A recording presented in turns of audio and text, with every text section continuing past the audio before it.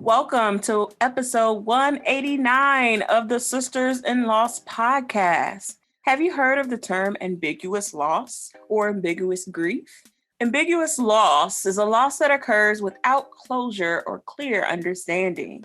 This kind of loss leaves a person searching for answers and thus complicates and delays the process of grieving and often results in unresolved grief.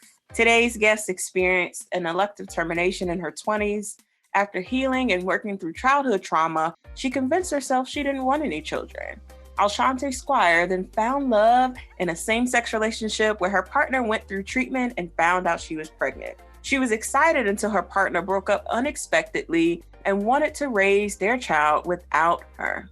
Alshante found herself faced with ambiguous grief and loss of a child, a rainbow baby she wanted but could not be a part of their life due to the legalities of parenthood. She went on to become a single mom by choice by undergoing removal of polyps to get pregnant.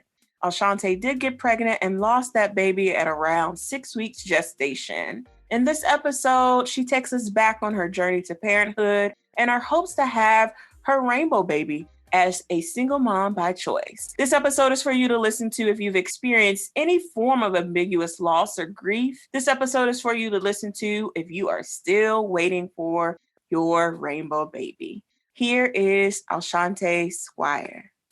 Well, thank you, Alshante, for being on the podcast. Thank you. Thank you for having me. I'm really glad to be here. I'm excited to see what comes out of it.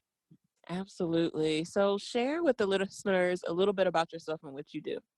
Sure. So I'm Alshante Squire, and I am currently a graduate school student. I do work full time as an administrative development coordinator and have a background in entertainment as a producer, which I love.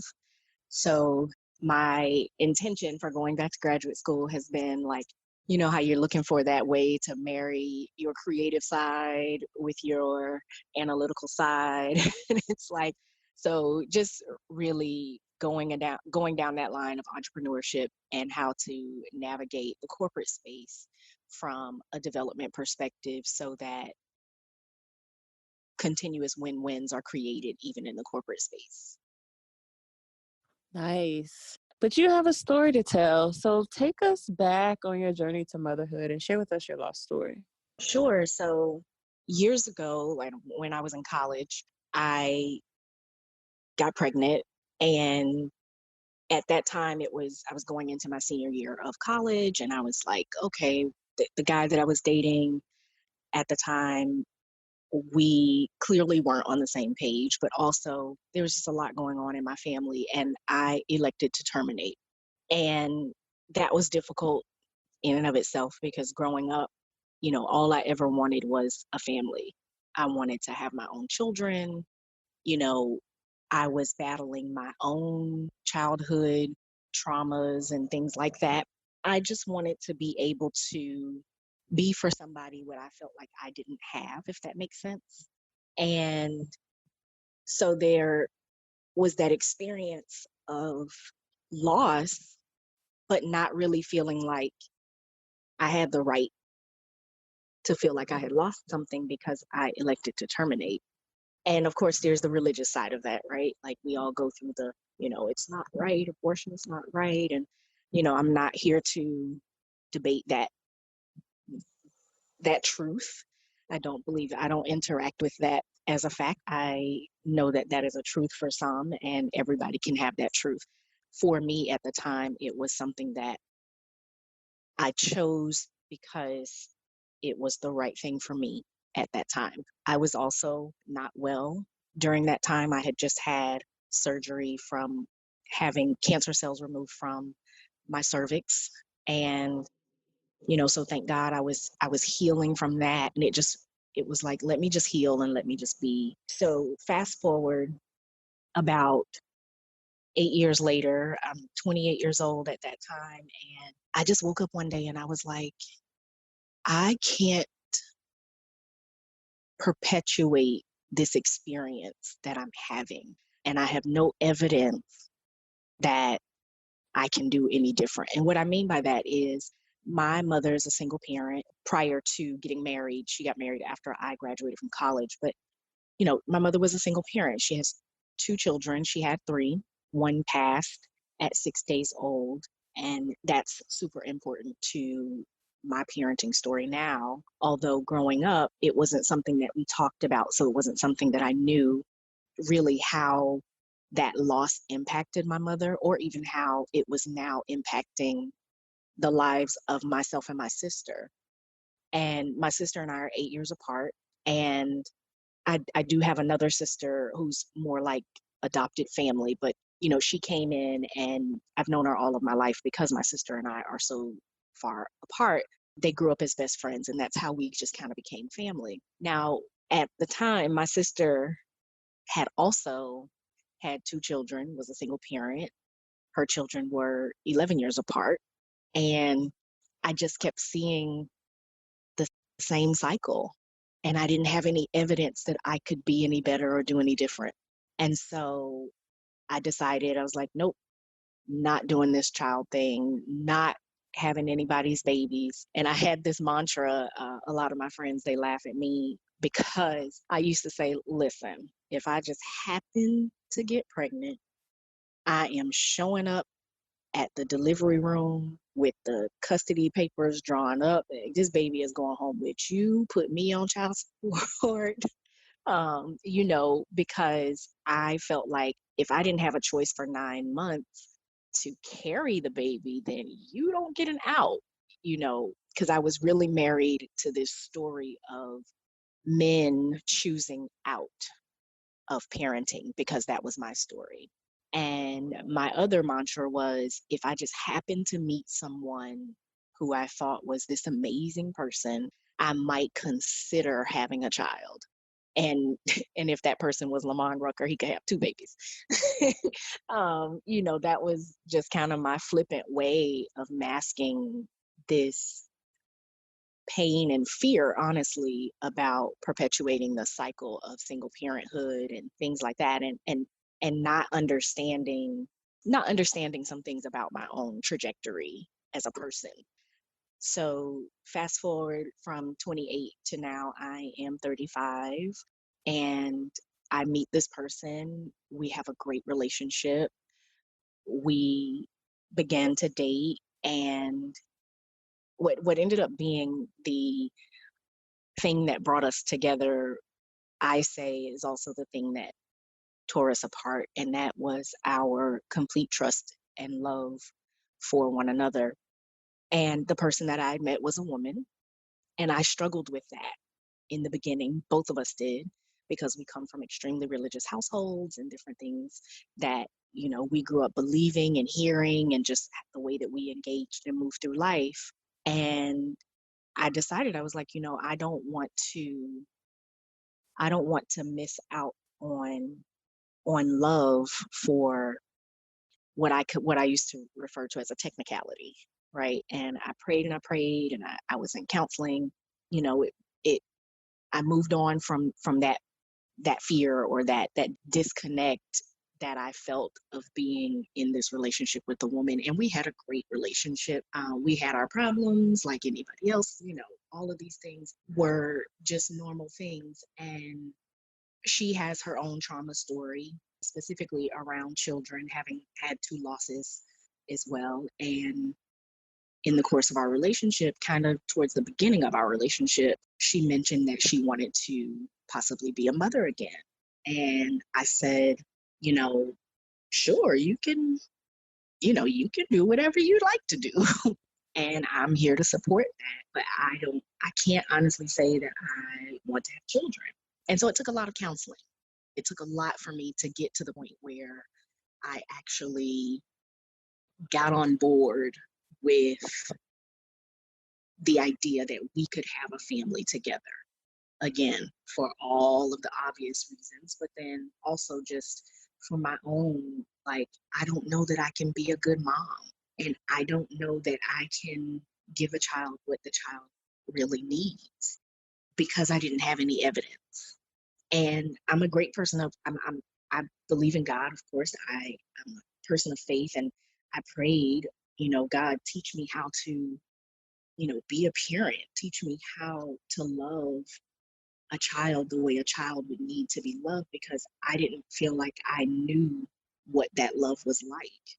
I felt like I always engaged with the love of parenting in an obligatory way where, it wasn't a choice, it was an obligation. It's like, well, you're here now, so, and I'm your mother's, and of course I love you, and so as I was now engaging with my own life in a different way and just really understanding the power of choice and the power of love, and, you know, learning how to dismantle those beliefs in my own mind and how to reparent myself even. I got on board and I was like, yeah, let's do it. I am all for it. I had several different things that I was just really navigating, including like, well, choosing a donor, and well, is this donor going to be involved? And if the donor is not involved, I felt like I was then perpetuating single parenthood and fatherlessness again.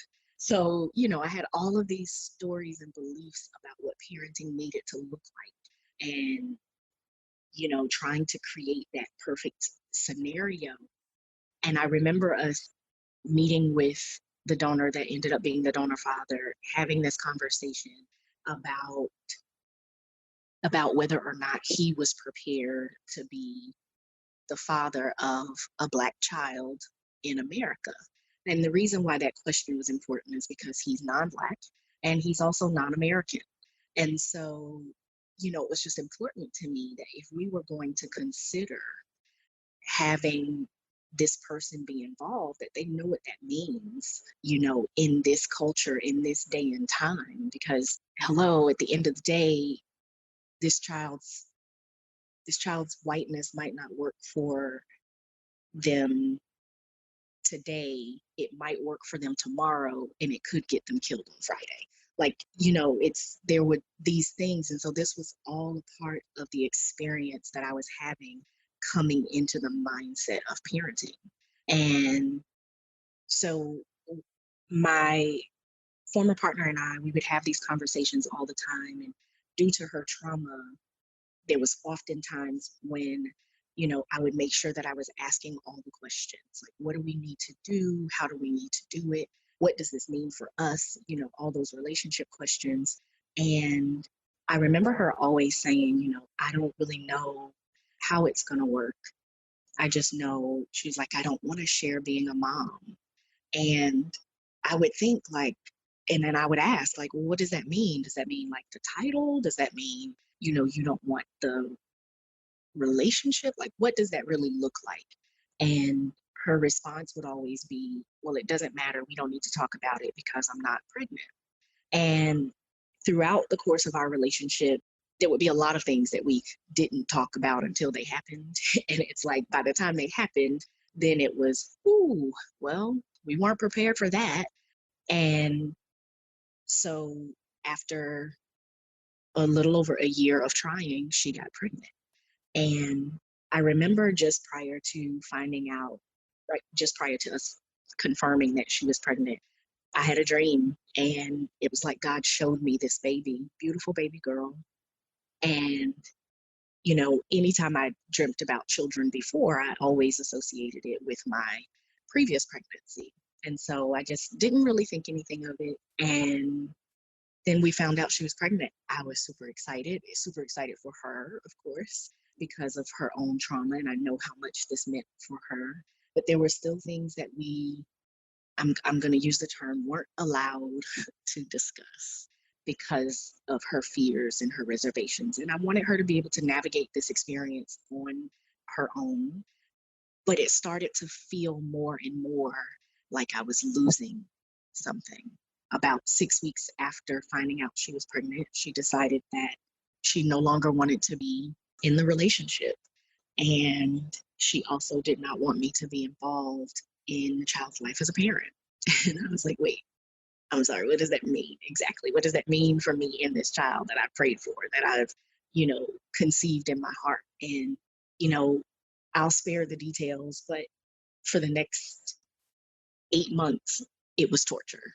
It was absolute torture. Me trying to understand, me trying to really come to terms with what was going on. And I went to a therapist who mentioned to me that, it's like having a miscarriage. You thought you were having a child, and then you're not. And so navigating that statement was heavy for me, and I didn't really know how to process that. So there was this feeling of loss, but then the child was very present. Once she was born, and it was a girl, beautiful baby girl, just like in my dream. And I was really hopeful, really, really hopeful that there was a chance that I would be able to still be engaged with this baby in a meaningful way. And ultimately, it wasn't, I wasn't thought for the godparent role. I wasn't auntie. It was like, oh, I'm just mommy's friend. And it's like, but I wasn't mommy's friend when this child was conceived. And so I wasn't sure how to process that loss. And it sent me into a loop. It took a lot of counseling, a lot of grief therapy. I learned about something called ambiguous loss. So I had a bit of a breakdown, and at the hospital, when I did the evaluation, they were telling me, they were asking a lot of the questions about, how I was feeling, the standard, suicidal things. And this woman came in and she was talking to me, and she said, there's a few things that are going on with you right now, and several of them are PTSD, and you have chronic grief due to ambiguous loss. And I was like, what is ambiguous loss? And so this idea of ambiguous loss, and I feel like this is something that kind of sits with a lot of parents who have miscarriages or, different experiences, that it's like you're grieving something that is still there. Here's one of the ideas. I'm trying to think of a good way to explain it where people can really connect to the fact that, it's like prisoners of war. When the cavalry comes, to your house and to announce that your loved one is either MIA or deceased or whatever, there's this sense of loss that you have, and you're grieving this loss, but there's nobody. There's nobody to fly home. There's no person to bury. Same experience that a lot of parents have with children who were kidnapped. It's like this constant heaviness and grief. And I was really concerned because I'm like, God, here I am, I finally got back to a place where I was tapping into that instinctual, I really want to be a mom. I really want to have a family, and I don't know if I could really experience a loss like this again. I was just really going through some crazy things. My mind was just all over the place. And throughout my healing process, my grief therapist and we talked about the possibility of me having my own child, or not my own child, but me birthing a child. And in having that conversation, I was telling her, that I was going to be trusting, and I was going to be risk taking, and I was just going to jump in and trust God, because I know that God is going to allow me to experience motherhood. So fast forward about 18 months after the birth of my daughter, and I do still consider her my daughter, I decided to go through the IUI process. I selected a donor. My good friend and I, scrolling through the page, like shopping on Amazon. And it's like, well, this one has these characteristics and all that kind of stuff. And it was a process that was really helping me heal, even though it was something that was super serious. It was something that I wanted to let be fun, and I wanted to have other people enjoy it with me, because I wasn't allowed to enjoy that experience with my partner. I had the IUI, and it worked the first time. I'm 40 years old. It worked the first time. And at about 4 weeks in, I had been going every week, to get my blood checked, and everything was looking great. The levels were coming up, and we were all excited. And by we, what I mean by that is everybody in the fertility clinic. Because when I say I kept it really close, there were people who knew I was going to do it, but nobody actually knew when I was doing it. A couple of people, people who had to drive me or be involved for other reasons, because, now it's the coronavirus and nobody can be in the room with me. And so it's going through all these different things. I had about 5 people who actually knew every step. And so we were excited. About 4 weeks in, I went to the doctor. Blood work came back great. Got home that night and I started cramping and bleeding. And I'm like, I'm just like, God, prior to having the IUI, that very morning I prayed and I said, God, I would much rather this not work than to experience a loss again of any kind.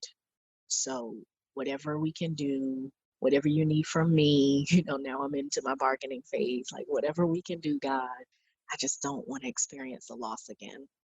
And so I remembered that prayer when this cramping started. And of course, I'm Googling everything, like, what is this? And I said, okay, I'm going to go with the more positive possibility, which is it's implantation cramping and implantation bleeding, those types of things. And my pregnancy tests were coming back positive. And so I just sat in it. And I remember writing, I keep a journal that I write to, that I was writing to the baby, right? Once I found out I was pregnant, I was like, oh, I'm just going to journal and we're just going to have a great relationship from the beginning. And I remember writing down, it's okay if you can't stay with me right now. Just promise me you'll come back. I have a background in entertainment, so I can be a bit dramatic sometimes with my writing and, the way that I just go through an experience. I feel the entire experience. And the next day when I went in for the ultrasound, I I felt, I remember about 3 days before that, before I wrote in the journal, I remember saying to a friend of mine, I don't feel pregnant anymore. And, she was really encouraging. She's like, just trust, just, it's okay. You're still really far along. I mean, really, you're not far along at all. And it's still really early. So you don't know, what's going to happen. It could turn out a lot better than you think. So just stay positive, keep yourself stress free. And I did all of those things, prayed, and I just sat in it and I prayed for peace. And I said, okay, God, I'm just going to go with you. And that morning that I went in for the ultrasound, I was like all excited. I had my camera right ready. And I took a picture of myself pointing at the ultrasound screen before the text came in. And when she came in, the room was just quiet and there was nothing on the screen. And she was like, yeah, this seems so weird. She said, I'm not seeing a viable pregnancy, but I see the pregnancy sac. And I didn't know what any of this stuff meant. So I went through all this testing that day and went from one hospital to the next hospital. And finally, I went to a maternal fetal medicine doctor, and she confirmed that the pregnancy was ectopic and it was in my right tube. And she showed it to me on the screen. She's like, yeah, I'm sorry, it's not a viable pregnancy because it's ectopic. It's definitely you're pregnant, but this unfortunately it's not a viable pregnancy, but fortunately it's at a place where we don't have to do surgery or take your tube. So I go back to my original doctor and they gave me the shot of methotrexate to terminate the pregnancy. And I remember just sobbing and sobbing and sobbing. And I called a good friend of mine who's very familiar with the story with my former partner and I. And I called her and I was like, can you come get me from the city? I live in New York. And she was like, oh, I don't know. I think I've been drinking. And I was like, okay. And then I was just sobbing. She was like, what's wrong? I was like, I said I had a miscarriage. And she was like, well, that just blew my so she said that just sobered me up, and she's like, I didn't even know. And so then there's that part, right? There's the part that you're going through these experiences when trying to get pregnant or trying to conceive, especially when you're trying to conceive by other means than just natural methods. And it can be isolating because you don't want to say anything. You don't want to get other people's hopes up. You don't want to get your hopes up, like all those different things that, trying to navigate. And so having to say to someone, oh, I lost a baby when they didn't even know you were pregnant, it's like a whole lot to explain. But she was like, okay, got it. Give me 2 hours. And it was going to take 2 hours anyway for me to finish at the hospital. So yeah, she came and got me, and I just remember crying and sobbing all the way home. And she said to me, she's like, I am not a religious person. You're so much better at that than me, but I just feel like God is testing you.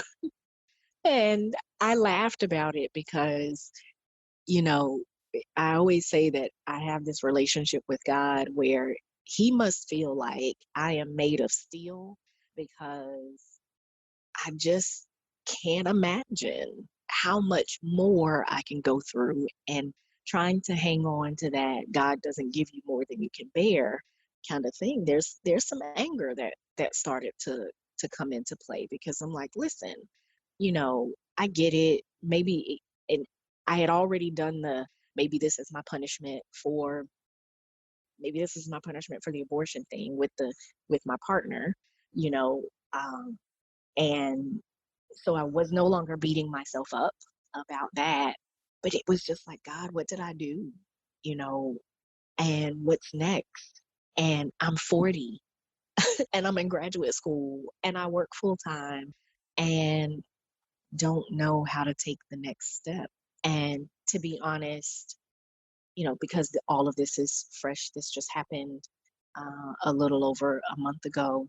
Um, it's been a process. It's been a healing process again, a lot of grief again, a lot of things being, you know, uh, called up into my spirit again.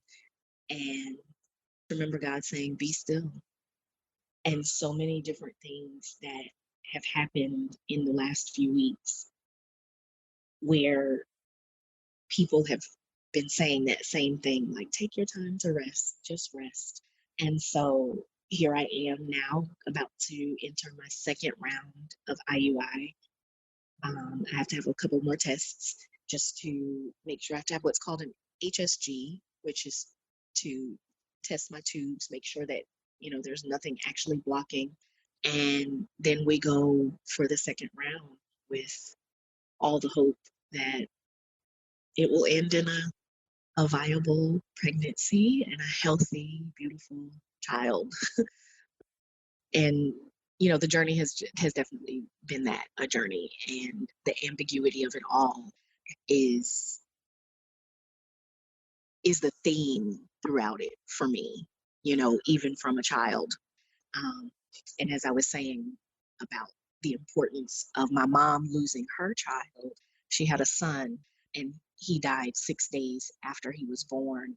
And the reason that is so important for my story is because, we use the term now rainbow baby. And I realized one day I was talking to my mom a couple of weeks ago, and it was right after National Rainbow Baby Day. And I was talking to her and I was like, oh, I just realized that I am a rainbow baby. And she just, she shared some things with me that, my mom is not one of those people to share. And she shared some things with me that we're just all in this healing process right now as a result of me being open and vocal about the things that I've been going through, including my experience with my former partner. My entire family has been able to heal from a lot and really share things that probably haven't been talked about in 40 years or more, So I guess every journey does have its rainbow, and this will be a double rainbow for me, right? It'll be the rainbow of my own child, or the rainbow of birthing a child, and the rainbow of just having healing in my family. Thank you so much for sharing all that. And I don't think we talk enough about what it's like to experience a loss of, which is very similar, as you mentioned, of the expectation of a baby that we lose. And it's very much so the feelings a lot of folks who go through infertility diagnosis or go through just the fertility treatment process, because that's involves so much, even with Yeah, your IUIs, it involves so much. So you have this hope and this expectation and this faith that it's going to work out, but it's not guaranteed. So right. I'm so happy that you shared your journey through that. And then now, going back through the IUI process, we're going to keep you up and lifted in prayer as you go Thank through you. that.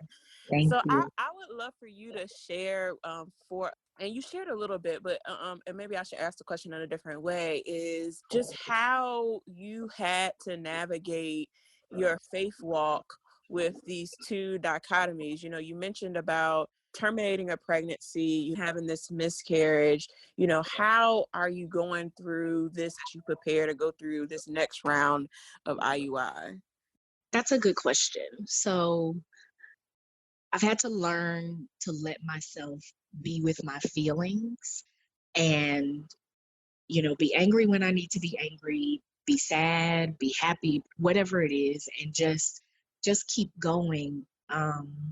As it relates to my faith walk, you know, it's been one of those things where, how when you have an argument with your spouse or anyone really, it's like, you know, you may talk to them, but you don't want them talking to you, kind of thing. It's like I've been going through that for a little bit with God, where it's like, all right, God, I'm gonna pray, but I just don't want to hear what you have to say right now, because I have had some indifference and some anger, never giving up. Just my relationship with God is a relationship, and it is the same type of relationship that I have, with my friends, with my family, of course, on a greater scale, but I engage with God in a very real way. And, you know, I'm like, Job was mad. He was upset. He was hurt. He was just like, I just refuse to curse God. I'm not going to do that, but I am going to let him know how I feel. And that's exactly how I've kind of been navigating a faith space. It's like I'm keeping the faith. I'm still believing, that God has given me this promise. It's been a lot of therapy. I'm definitely an advocate for therapy and silencing the shame and all of that. It, particularly within the body of Christ, it's like we really get to start looking at our mental health, our trauma experiences, and get the help that we need. And I feel like, God has blessed me with great therapists who are also believers and who know how to pray with me. And I've been in therapy sessions where all I did was cry and all my therapist did was pray. And it's been really helpful. It's been really helpful for me to stay on the side of I'll try again. um, and I don't know that I will try again if it doesn't work this time. I can't say that far, because again, I'm 40, and at this point, I would have been 40 if the baby were born. And now I'm looking at being 41. And I know that that's not a big deal. I mean, we don't live we don't live in a time when people are living until they're 300 years old anymore. But people are having children at older ages, and it's been just fine. So I'm just really holding on to that faith and that understanding that God can do anything, absolutely anything. Absolutely anything. And I would love for you to share any other tools or resources. I love that you mentioned therapy, because therapy is really, we can pray, but we also need to pay those people who have Hello. gotten the training and the Hello. tools to make sure that we can navigate this journey. Because as Right. life transitions, we all need to have a person in our life that we can go to, that can listen to us first and foremost, but also give us the tools to navigate and make the right decision. So what other resources have you used to help you on this journey? Resources like the Sisters in Loss group, joining other grief groups, other support groups, um, have been really essential to healing, just having people who understand, those feelings that you have, or the feelings that I have. And I found that being in support groups and hearing other people's story, and I think this goes with anything, whether it's 12-step programs, church, we the Bible says that we're overcome by the blood of the Lamb and the word of our testimony. And so if we're not telling our testimony, then we can't be overcome. But it also says that faith comes by hearing, and hearing comes by the word of God. And so if we're not sharing the word as we live it, as we experience it, then we cannot increase faith in ourselves or in others. And so when you're allowed to be, or when I allow myself to be around other people who share the same experience, or might even be harboring that experience because they don't want to share, I've found that I gain so much strength through that. There's also a couple of there's a book that I read. It's called Ambiguous Loss by Pauline Boss. It's learning to live with unresolved grief. And in this book, she says this statement. It says, "I often hear sighs of relief from people who are comforted to know not only that what they are feeling has a name, but also that they are not the only ones dealing with this kind of pain."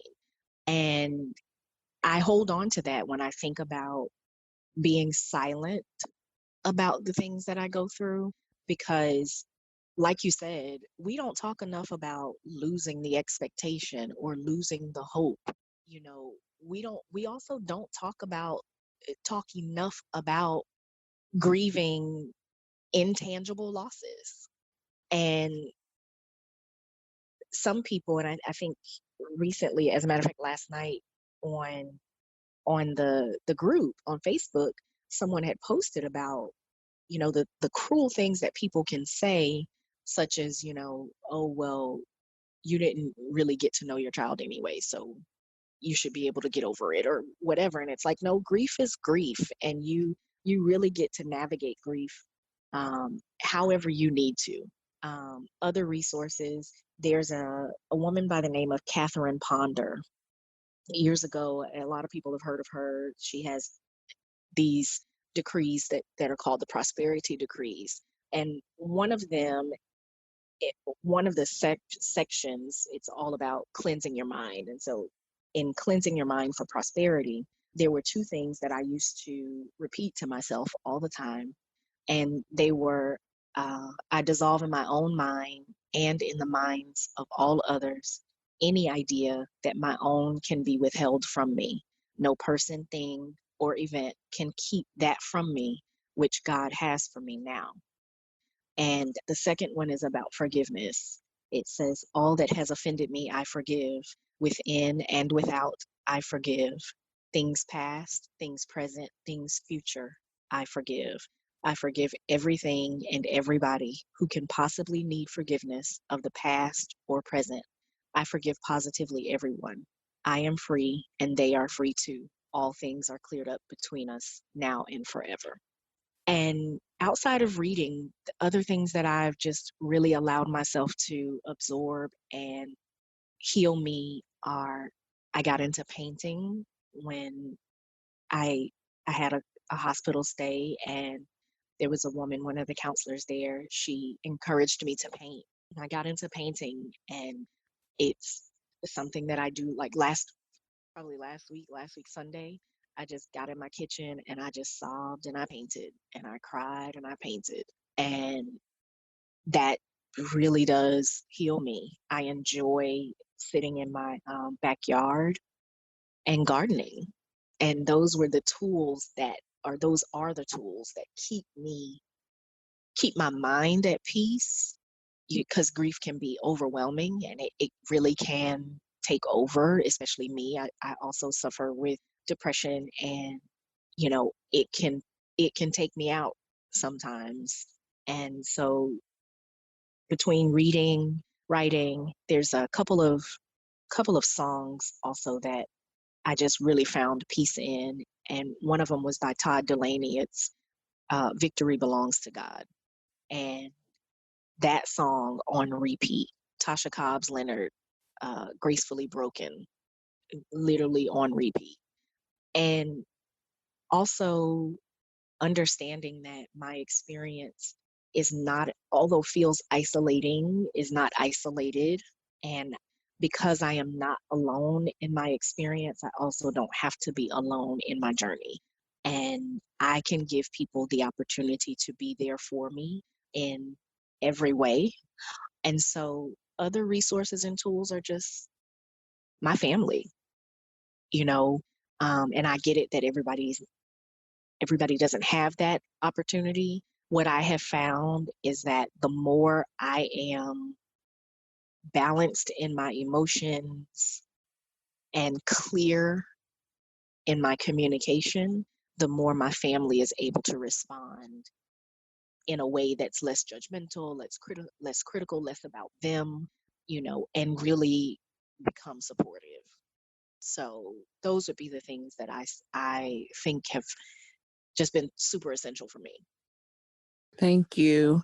I mean, as you know, we are 7 months into this COVID-19 pandemic. Girl. There is so much uncertainty going into the holiday season, into the new year.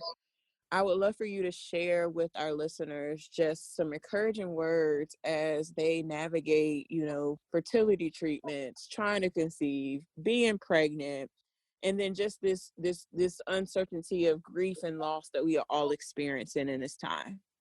Sure. So I would just really encourage everyone to stay positive, and not in one of those, only speak positive. I mean, keep your mind in a space of submerging in experiences that really bring you joy and peace. I get it that we would love to always have positive thoughts and speak only those positive things. The truth and the reality is that takes discipline. And I encourage the discipline in that. Get to a place where you start to really speak over your life consistently. And when those thoughts and those negative experiences come into play, that you have the tools in your arsenal to pull out and say, nope, not doing that today. Also, learn how to give yourself a break. Learn how to say, today I just want to watch Netflix, and so I'm just going to watch Netflix, and I'm not going to feel guilty about it. Or today I only want to read, I want to take a nap. Whatever it is that you are feeling like you need to do it. Do it for yourself. I think that we also, as women, particularly as Black women, we have this constant like go go go go go.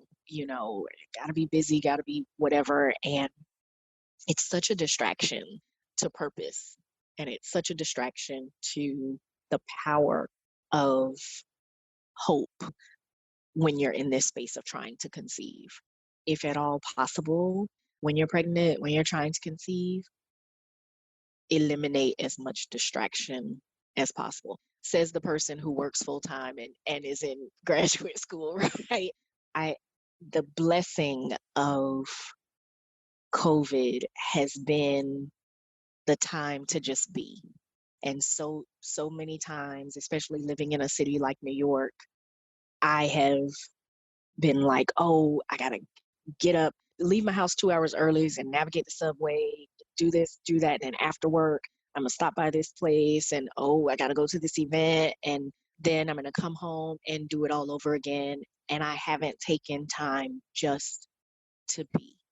So I encourage everyone to just really get to know yourself and what you need, what you respond to, if it's meditation, if it's yoga, if you want to pull up Food Network and try some new recipes, whatever it is that really is just going to keep you in a place of peace in this time. Because as you said, Erica, this is, everybody's experiencing ambiguous loss right now. It's like we've lost our ability to just go outside. And for a lot of people, that can really drain you and take so much out of you, especially pray for your extroverted friends because they are suffering. And so I really feel like keeping the focus on peace is the only way, and everything else comes. Joy will come in peace. Confirmation comes when you're at peace. Trust comes into play. And it's just, an experience that you will then begin to enjoy in a whole different way. I hope that's helpful. Yes, it is. So where can our listeners connect with you? I am on Instagram at Social Coach. That's Soul, SOULCIAL Coach.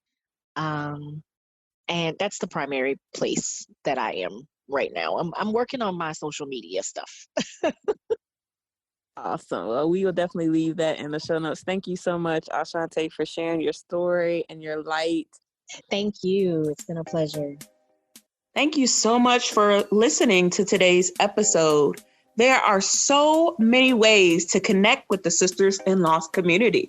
Join our monthly support group, our Sisters in Loss Healing Collective at sistersinlosshealing.com. Join our free Facebook group at sistersinloss.com/community, or text sisters to 797979 to download your free Journal to Healing ebook.